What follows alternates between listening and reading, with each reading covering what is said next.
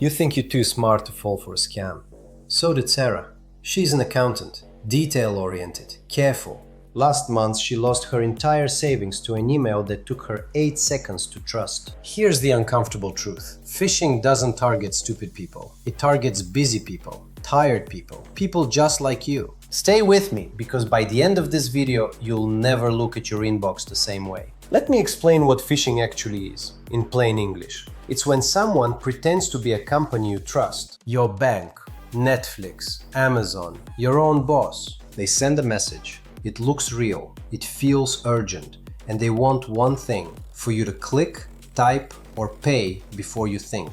That's it. No hacking, no code, just you trusting the wrong message. So let's break down the 5 tricks they use and exactly how to beat each one. Trick number 1. Fake urgency. Your account will be suspended in 24 hours. Unusual login detected. Act now. Feel that little jump in your chest? That's the trap. Panic turns off the part of your brain that asks questions. Real companies don't threaten you into rushing. So here's your rule. The more urgent the message feels, the slower you should go. Urgency is not information. Urgency is manipulation. Trick number 2. The almost right address. This one fools everyone. The email says Amazon, but look at the actual address, not the name, the address behind it. AmazonSupportSecurity.com is not Amazon. One extra word, one swapped letter. PayPal with the number 1 instead of the letter L. On your phone, tap the sender's name to expand the full address. If it looks even slightly off, it is off. Delete it. Trick number 3. The dangerous link. Never trust what a link says. Trust where it goes. On a computer, hover your mouse over the link. Don't click and look at the bottom of your screen. The real destination appears. On your phone, press and hold the link to preview it.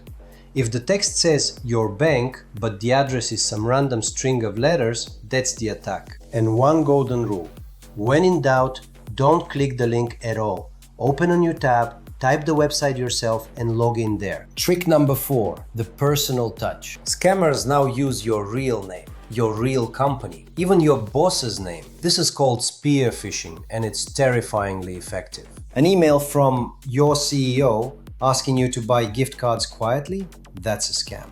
A text from your kid with a new number asking for money? Call the old number first. The rule here: if a message is emotional and asks for money or access, verify through a second channel.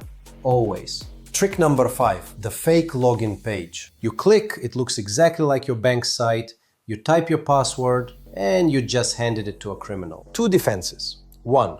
Check the web address at the top, the real domain, not just the padlock. A padlock only means the connection is encrypted, not that the site is honest. 2. Turn on 2-factor authentication everywhere. Even if they steal your password, they can't get in without the second code. So let's bring it back to Sarah. Her mistake wasn't being careless. It was being human, busy, rushed, trusting. But you now know the 5 tricks. Fake urgency, wrong address, bad links, fake personal messages, and fake login pages. Screenshot this video, send it to one person you care about, a parent, a friend, someone who'd click. That one share might save them everything. And follow, because next time I'll show you exactly what to do the moment you realize you clicked. Stay safe out there, subscribe, vote security videos on my channel.